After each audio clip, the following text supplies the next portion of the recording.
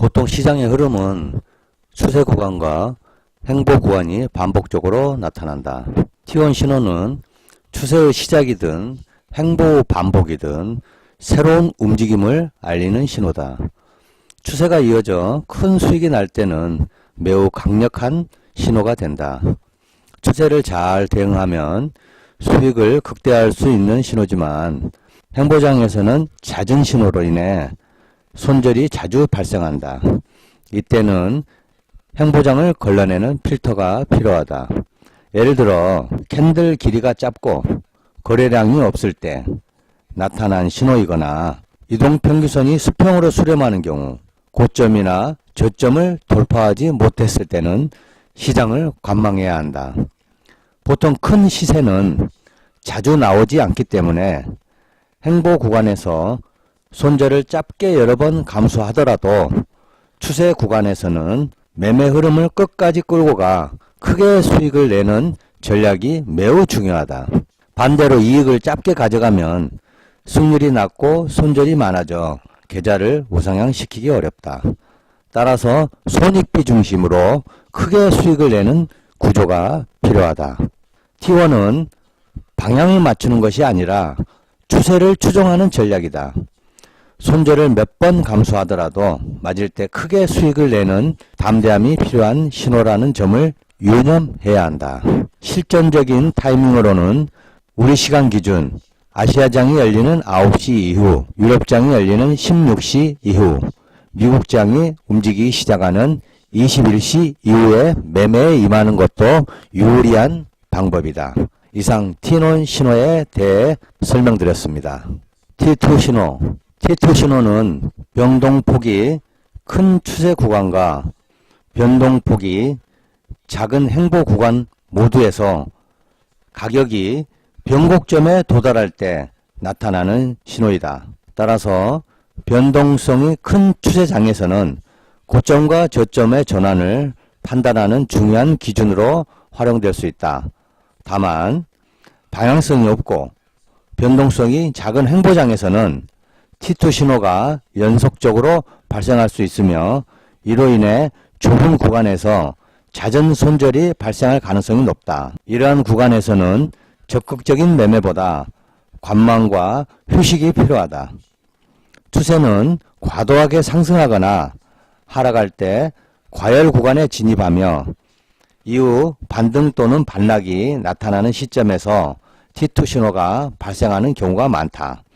그러나 이 신호는 변곡점일 수도 있지만 단순한 추세 내 일시적 반등 또는 반락일 가능성도 존재한다. 따라서 짧게 대응한다는 관점 역시 함께 가져야 한다. 결론적으로 T2 신호는 추세장과 횡보장을 불문하고 변곡점마다 민감하게 나타나는 신호이므로 그 특성을 충분히 이해하고 신중하게 대응해야 한다. 이상 T2 신호의 설명이었습니다.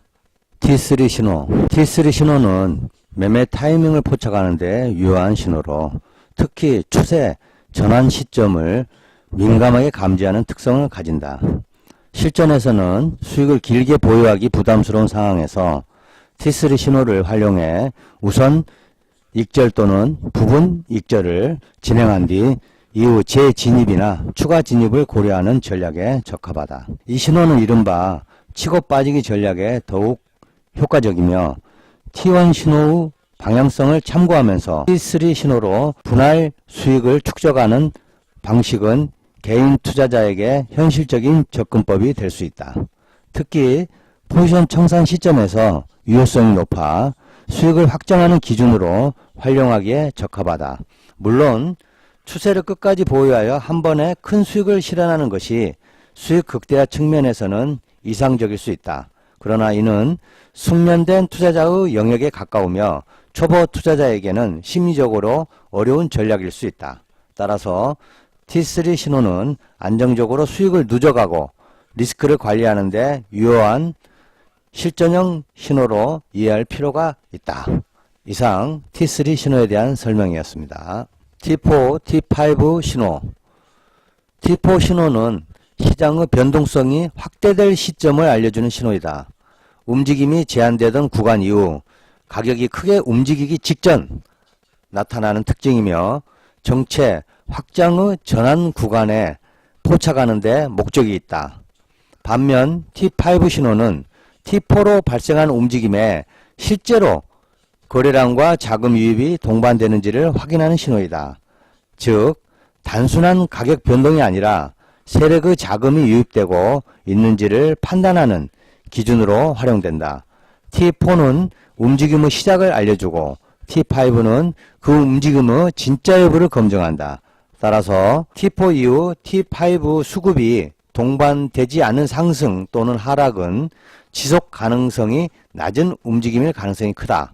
수급 없이 상승 하락일 때 가격은 상승하지만 거래량이나 자금 유입이 뒷받침되지 않는 경우 이는 시장 참여자의 적극적인 매수 없이 발생한 움직임이다. 즉 소수 매수 또는 단기적인 가격 왜곡에 의해 형성된 힘없는 상승 하락으로 해석할 수 있다. 이는 추세로 이어질 확률이 낮다. 매수 매도세가 약해 방향 전환이 빠르게 나타날 수 있고 고점 저점에서 진입 시 손실 위험이 크다.